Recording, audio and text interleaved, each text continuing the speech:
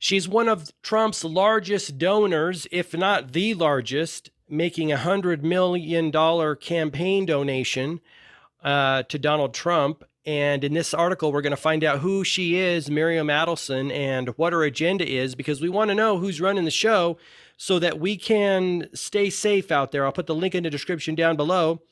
Be sure to check out thisismyonelife.com and focusandflow.co for some of the products that I offer to help you on your journey to win the game of life. Let's jump in. Adelson gives $100 million to Trump campaign, making good on her reported pledge. Gift from the prolific pro-Israel donor is the largest among new batch of major spending disclosures.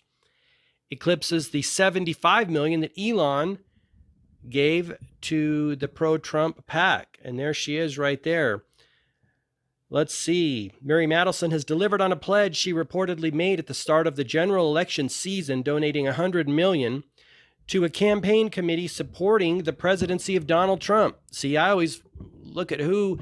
I'm a simple man, right? I just look at who gives Trump the most money because that's who he works for, right? Trump makes, or supposedly makes, 400, the president makes 400 some odd thousand from the American people. Well, 100 million trumps 400,000. Who does he work for? He doesn't work for me. That's why I don't take his counsel. Let's continue. The money was distributed to Adelson's super PAC, Preserve America. Right? There's always a great name, thinking that she's got America's best interest at heart. I don't buy it. Which she had seeded earlier this year with $5 million in a series of installments, $25 million a month in July, August, September, and an additional $20 million at the end of September. That's some big money.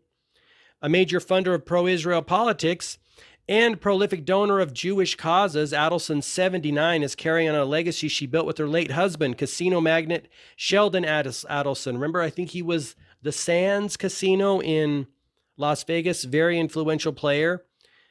The Adelson family has long been one of the largest sources of campaign money for Republican candidates and has backed Trump during each of the last 3 general elections. Now the widow is wielding an estimated net worth of $35 billion. That's what casinos can do for you. And what are casinos? Well, it's gambling and addiction promoting. It's all debauchery, to be quite honest. And these people make their money off of it. Then you got to ask yourself, you will know them by their fruits, right? Just something to think about. Who is she? Well, how did she make her money? What were her fruits? And what were her husband's fruits? That's what I look at. And don't get me wrong, I've gambled, I've been to Vegas, but just observing.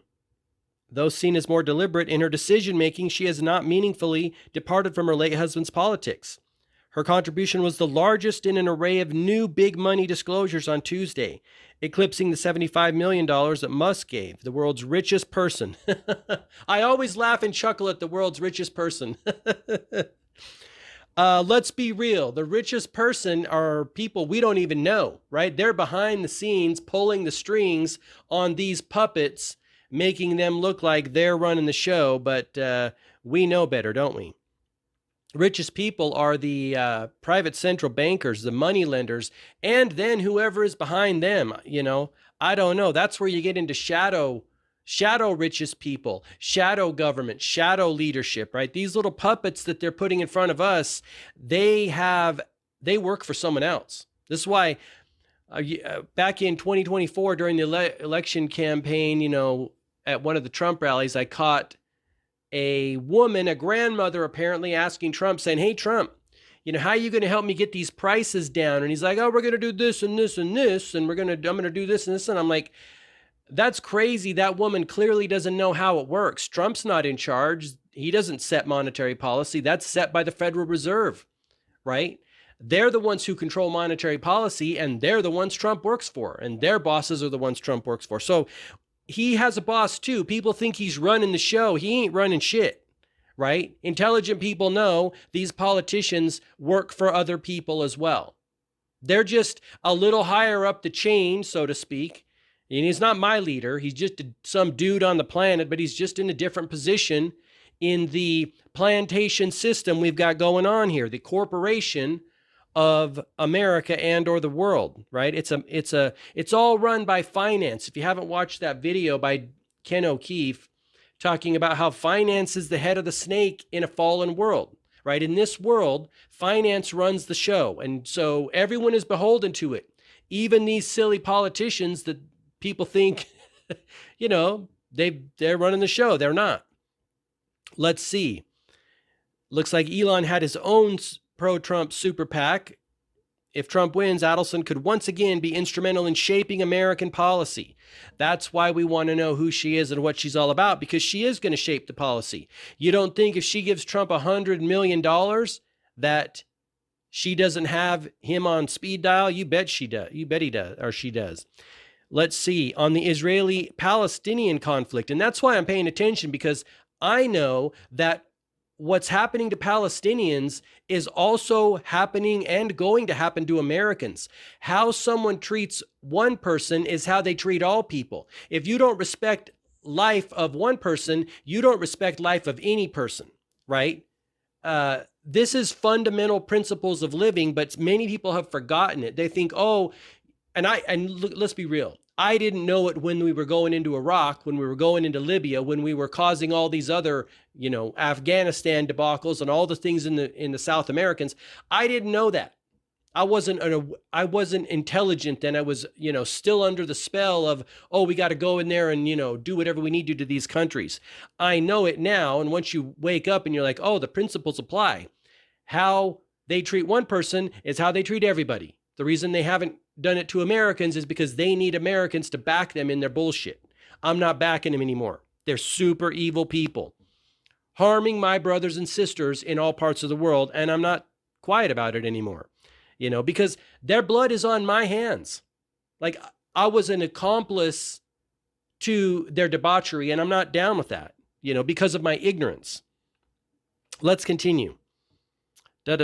She is, with her husband, influential in Trump's monumental direction to move the U.S. Embassy in Israel from Tel Aviv to the country's capital of Jerusalem. See, they get what they want because money buys that stuff, right? It's inconsequential to me. Then again, I'm not brainwashed by the propaganda machine. Her praise for the former president includes suggesting in 2019 that a book of Trump be added to the Bible. Give me a frickin' break. I hope she's joking. The following year, he awarded Adelson the Presidential Medal of Freedom. You scratch my back, I'll scratch you back. I'll put you up on a pedestal, you put me up on a pedestal.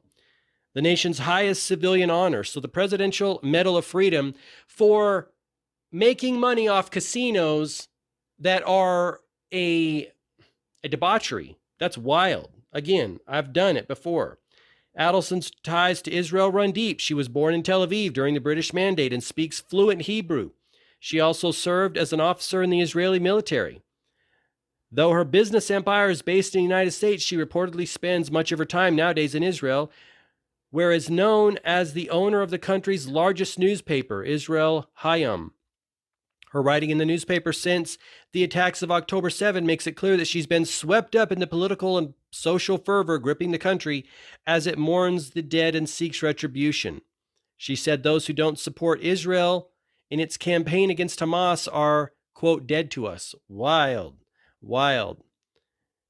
Adelson's spokesperson earlier this year denied a report that she conditioned support for Trump on his public endorsement of Israeli annexation of the West Bank. But a top confidant, Rabbi Shumli Botich, I think that's the gentleman that Candace Owens has, and many others have gone toe-to-toe with, if I'm not mistaken, told the New York Times she's against the establishment of a Palestinian state. All those top Israeli people are. They don't want that, right? They want total control. That position, along with many others, puts her at odds with liberal-leaning J Street, a lobbying group set up as a counterweight to the more hawkish APPAREL. J Street on Wednesday announced a fundraising milestone of $6 million for the campaign of Kamala Harris and Tim Walz, the largest contribution total from any Jewish organization. Okay, interesting. Let me know what you think in the comment section down below. And until next time, I wish you all the best health, wealth, and success. Bye-bye.